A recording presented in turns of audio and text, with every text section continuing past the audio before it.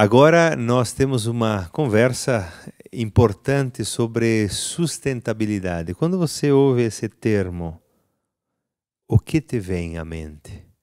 Vejam que aqui nós trazemos muito conteúdo de valor, um conteúdo que ajuda a pensar o mundo, a realidade, porque as coisas não é só coisinhas que sustentam a vida. Mesmo aquilo que você busca na televisão. Aonde você busca conteúdo mesmo? Você tem paciência para uma entrevista mais sólida? A gente percebe que no YouTube as pessoas buscam muito isso. Quem gosta de conhecimento, de reflexão, quem se preocupa com a própria evolução. Por isso nós temos hoje aqui o Juliano Rodrigues Jimenez. Bem-vindo, Juliano. O Juliano é professor universitário, pró-reitor de pesquisa e pós-graduação da UX, da Universidade de Caxias do Sul, onde nós vivemos aqui no Rio Grande do Sul. E ele tem uma pesquisa vasta na questão também ambiental, engenharia civil, direito ambiental. Por isso, ele vai nos ajudar a pensar já sobre esse termo, sustentabilidade, porque é um termo que eu me lembro no tempo da minha formação de filosofia, até depois fiz a minha conclusão na filosofia sobre ética, que é exatamente ligada à sustentabilidade, ética ecológica, o mundo, como será o mundo? Como está o nosso planeta? O que nós temos que fazer? Que comportamentos temos que ter? O que nós temos que pensar? Então, sobre sustentabilidade, Juliano, para começar a nossa conversa. Uma bela introdução e um belo desafio, né? E sem dúvida já com a ressalva de que geralmente o professor não responde muito. Ele deixa mais perguntas, né? Mais inquietações. Mas é importante. Mas é importante, sem sombra de dúvidas, né? Mas para começarmos a pensar na terminologia, no termo sustentabilidade, e não querendo fazer um compêndio teórico sobre isso, é importante que a gente associe isso ao desenvolvimento sustentável, né? Tão em voga no atual momento. E quando nós falamos em desenvolvimento sustentável, é aquele que está vinculado à sustentabilidade de 3 grandes dimensões, necessariamente vistas de forma integrada. Sustentabilidade ambiental, econômica e social, integradas, juntas, necessariamente muito bem equilibradas, o que é muito difícil. Né? Como sustentar a nossa vida no planeta? Como sustentar a mim, a si?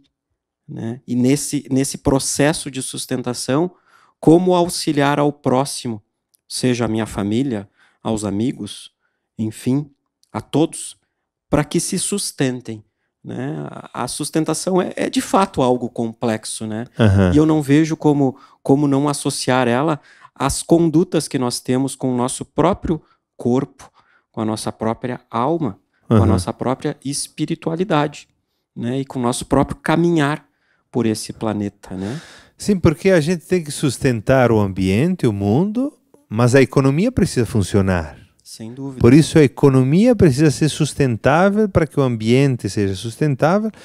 E quando a gente pensa em economia, também oikos, que significa casa, a gente pensa também na sustentabilidade então social. O que é essa questão? Bom, primeiro vamos falar sobre o cuidado de si que você mencionou. Cuidado de si depende do quê? Eu tenho que ter que atitudes. Ela é algo que nos passa por uma autorreflexão, né? E que eu diria que vai para muito além dos compêndios teóricos, né, que a gente poderia desenvolver aqui com relação ao desenvolvimento sustentável, às variáveis econômicas, sociais, ambientais que nos afligem, que nos afetam e afetam ao planeta como um todo, né? O que é cuidar de si, né? Como que eu vou ter condições de cuidar do próximo, da minha família, do outro, se eu não cuido de mim? Né? E o que é cuidar de mim? Bom, a própria saúde, a própria medicina até, as áreas da saúde de forma geral, de certa forma já tratam desse elemento, ainda de uma forma, diríamos, incipiente, né? Sobre 3 grandes variáveis, né? A saúde do indivíduo, né? Aquela onde a medicina tradicional trabalha muito bem esses aspectos, sem sombra de dúvidas. A saúde coletiva, que já vai um pouco mais além, como a minha saúde interfere no coletivo e o coletivo interfere na minha saúde, e algumas áreas da saúde trabalham esses aspectos, né? Mas ainda numa evolução desse conceito e desse contexto, nós temos a saúde ambiental. De que forma eu afeto o ambiente e o ambiente me afeta. De que forma a minha saúde individual tem que estar bem para que a do coletivo e a do ambiente também eu esteja, e vice-versa. É um processo recíproco, né? Interdependente. E eu vejo dessa forma, padre, não é excesso da minha palavra, né? Mas nós temos que cuidar do eu interior para poder fazer o bem ao próximo. Eu não consigo acreditar de alguém que faça o bem ao próximo e não cuide de si. O eu interior, eu poderia dizer, Juliano, você cuida como? Porque, claro que, porque eu também jogo uma pergunta assim, porque as pessoas que estão em casa, elas querem conhecimento, mas muitas vezes eu tenho coisas minhas que inspiram muito, que podem inspirar muito. Você tem feito o quê? É uma batalha diária, né? É uma batalha, mas uma batalha num sentido armistício, né? De fato, né? Mas realmente, né? Acordar dia a dia, pensar na vida, pensar o que vai fazer naquele momento para ajudar ao outro, né? Trocar uma palavra de afeto, de carinho, de respeito, um bom dia, uma boa tarde, uma boa noite a todos, a qualquer um. São práticas que eu digo que eu costumo, né, mantê-las em constância na minha vida, né? As boas relações. E a gente termina vendo que isso, claro, com a maturidade, né, ela vai tomando outros tons, outros caminhos, né? E, reitero, com a própria espiritualidade, isso também toma um outro aspecto, né? Essa questão da espiritualidade, como é que você vê hoje? As pessoas podem viver espiritualidade sem a religião, precisa da religião, porque hoje claro, a gente sabe, eu por mim eu sou padre, mas a gente sabe que a espiritualidade não está vinculada necessariamente à religião. Concordo. Acho que a espiritualidade vai para muito além, né, desse processo, né? Claro que as instituições religiosas são alavancas para auxiliar nesse caminho, mas não necessariamente são algo necessários, né? Não querendo ser redundante, mas sendo. Né, a espiritualidade em si, a espiritualidade com o outro, com o ambiente, com o planeta, ela pode ser praticada independente de estar vinculado a uma instituição religiosa ou não. E até me permita fazer um relato, padre, né, porque eu passei esse ano por uma experiência muito estressante, diríamos assim, né, e que terminou também nessa evolutivo de maturidade que a gente tem ao longo da vida de uma forma muito forçada, indesejada, dolorosa de certa forma, né? Percebendo um pouco desses aspectos, percebendo o quão positivo é tratar bem as pessoas, a si, ao próximo e ao próprio meio ambiente, né? Então, o que aconteceu? Eu passei por essa doença que está nos pegando no atual momento, né, na pandemia, assim, eu passei 32 dias hospitalizados, não foi um momento fácil, né, para mim, para a família, enfim, né, mas eu percebi quando eu retornei graças à atuação. Ficou entubado também? Sim, 17 dias. Passei por essa situação bem complexa, né? E o retorno, que de fato foi um retorno, né? Eu digo assim que só tenho muito a agradecer, né? Agradecer a todos os esforços, né, que foram feitos, né, pela medicina, pelos profissionais da área da saúde, do qual eu tive um atendimento primoroso, não tenho dúvida com relação a isto, mas toda a corrente positiva, toda a corrente de fé, de espiritualidade, que terminou ocorrendo por conta desse processo. E eu tive a felicidade de poder perceber isto no meu retorno, né? E eu entendo que isso tem muito a ver, sim, com sustentabilidade. Tem muito a ver com aquele bom dia que a gente faz questão de dar na portaria da universidade. Sim. Né? Não vou nem falar do meu colega de sala, enfim, né? vamos dizer assim, do meu colega de sala, não poderia esperar diferente. Com todo certeza. Um afeto, todo um carinho, todo um apreço, né? E assim, não é diferente da minha esposa, dos meus familiares, né? Toda a torcida para que eu retornasse daquela condição, mas algumas situações assim que nos deixam perplexos, né? São ações relativamente simples do dia a dia, mas que terminam causando um impacto nas pessoas de uma forma significativa. Tive, inclusive, me permita também comentar, tive um relato de uma ex-aluna que me causou muita emoção, quando ela, então, me cumprimentando nesse meu retorno, né, contando do sofrimento, das preces, orações que fez durante o meu período ali adoentado, e ela lembrando, quando ela defendeu o TCC dela, de como eu fui cumprimentar a mãe dela ao final do TCC. E, nossa, para mim aquilo, com absoluta certeza, foi algo natural, foi algo prazeroso, foi algo que eu fiz de forma privilegiada, né? Poder cumprimentar uma mãe, vendo uma filha naquele momento apresentando seu trabalho de conclusão de curso para concluir um curso de engenharia ambiental, né? Com muita felicidade, né? Quando ela me relatou aquilo, sem sombra de dúvida, me causou bastante emoção, né?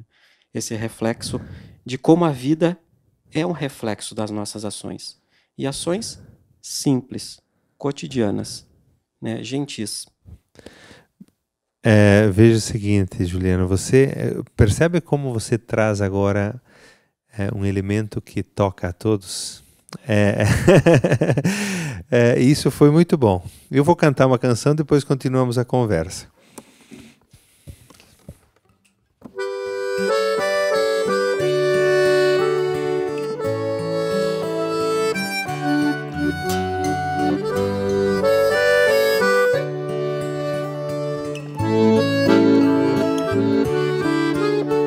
Por causa de um certo reino, estradas eu caminhei, buscando sem ter sossego o reino que eu vislumbrei. Brilhava a estrela d'alva e eu quase sem dormir, buscando este certo reino e a lembrança dele a me perseguir. Buscando este certo reino e a lembrança dele a me perseguir.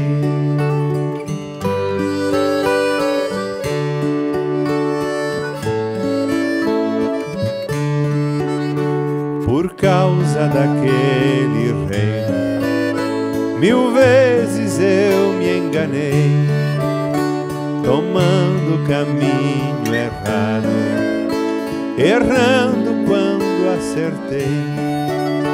Chegava ao cair da tarde e eu quase sem dormir, buscando este certo reino e a lembrança dele a me perseguir. Buscando este certo reino e a lembrança dele a me perseguir.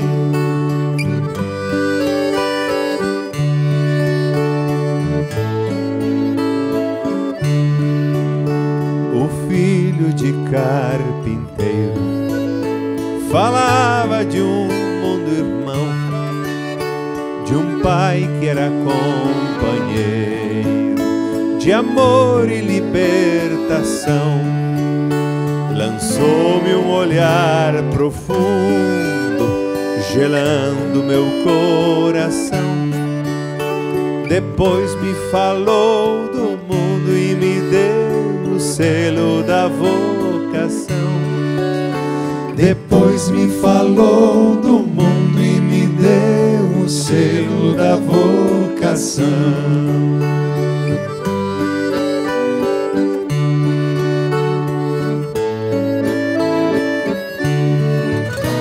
Agora quem me conhece pergunta se eu encontrei o reino que eu procurava, se é tudo que eu desejei. Eu digo pensando nele, no meio de vós está o reino que andais buscando, e quem tem a amor compreenderá.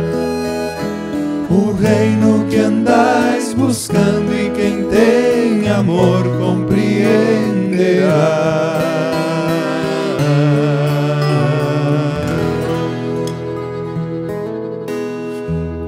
Juliano, você falava dessa experiência, que é dolorosa, de passar também pelo Covid. Não era o tema, mas de alguma forma se torna algo existencial, porque sabendo que ele passou pela intubação, a vida também começa depois disso, né? E você diz assim, olha, eu percebi que os relacionamentos que eu compunha, o cuidado que eu tinha de abraçar a mãe, para aquela aluna foi muito importante, porque ela percebeu algo diferente, que é uma atitude. É exatamente o cuidado também dos outros, a percepção diária do comportamento. Aqui nós falávamos a música do reino. O reino é um reinado onde as pessoas vivem bem, onde as pessoas se respeitam, onde as pessoas se amam. Então, essa questão do cuidado dos relacionamentos, você acha que é um papel, é um ponto fundamental na sustentabilidade da vida? Sem dúvida, sem dúvida.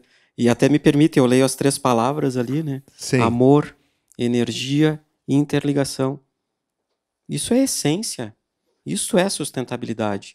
Não há sustentabilidade sem ciclos e trocas de energia, sem conhecer as interligações entre as coisas, entre os fenômenos, entre as pessoas.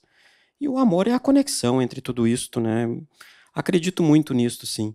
Né? Eu diria que, claro, depois que a gente passa por uma experiência dessa, né, várias pessoas perguntam, né, do significado que a gente dá à vida, enfim, quase que termina se tornando um clichê esse tipo de pergunta, e eu sempre reitero, é fato sim. Nós passamos a perceber questões que não percebíamos antes, e eu fico feliz, né, e vou valorizar cada vez mais cada bom dia, cada muito obrigado, cada sorriso. Né, eu lembro também de uma passagem que uma pessoa escreveu para mim após essa situação, e que, falando que rezava em família todos os dias, lembrava do meu sorriso diário. Eu, olha, pois é. E não é algo que eu faça de uma forma descomprometida, né? Eu faço realmente de coração. Né? Mesmo nos piores dias, né? A gente tentar enxergar no outro em si o melhor que há naquele momento. E no meio ambiente é a mesma condição, mesma situação. A natureza é pródiga, ela é primorosa, ela se recicla, ela se renova dia a dia. Mesmo que nós a degrademos, ela busca uma forma de se reconstituir, né? A vida continua constantemente buscando formas de se reconstituir. Mesmo que percamos a vida nessa esfera material, algo vai acontecer com a nossa matéria após aquilo e com o nosso espírito bom. Cada um decida, né, o que quer pensar sobre isso. Juliano, você traz um ponto interessante, porque a gente tem que perceber que o pequeno, muitas vezes, não é grandes coisas. O bom dia, o como tu estás, é a atenção à pessoa, é o jeito de ser, que não é que é na verdade, o comportamento é algo que precisa ser cuidado sempre. A transformação do mundo e do ambiente passa também por isso. Sustentar a si, a sua existência, as relações com o próximo. Eu não vou conseguir pensar em sustentabilidade econômica, ambiental, social, como teorizava ali no início, se eu não partir desse princípio comigo e com a minha relação com o outro, com a minha relação com o ambiente, com a economia, enfim, com a sociedade. No contato com os jovens estão se cuidando mais? Eu acredito que sim, e quero crer que sim, e vou fazer o meu esforço como educador e também como pessoa, como indivíduo, para que isso cada vez mais ocorra. Né? Eu acredito muito sim nas novas gerações. Né? E a gente vê transformações fantásticas ocorrendo, né? Mesmo com... Né, eu trabalho muito na temática ambiental, técnica em si, né? e mesmo com as degradações que ainda vemos no planeta, né, mesmo diante das mazelas, das maiores mazelas, a gente ainda vê condições mais favoráveis para que tenhamos sim uma busca pelo chamado desenvolvimento sustentável. Vimos na própria encíclica papal, né, do nosso Papa Francisco, esse aspecto do cuidado da casa comum, do cuidado de si, da ecologia sendo emanada ali como algo que reflete ao nosso comportamento e o comportamento que temos e que devemos ter com todas as variáveis ambientais, né? Água, ar, terra, aos animais, né? aos seres humanos mais próximos ou mais distantes de nós, né? Juliano, o nosso tempo infelizmente está terminando.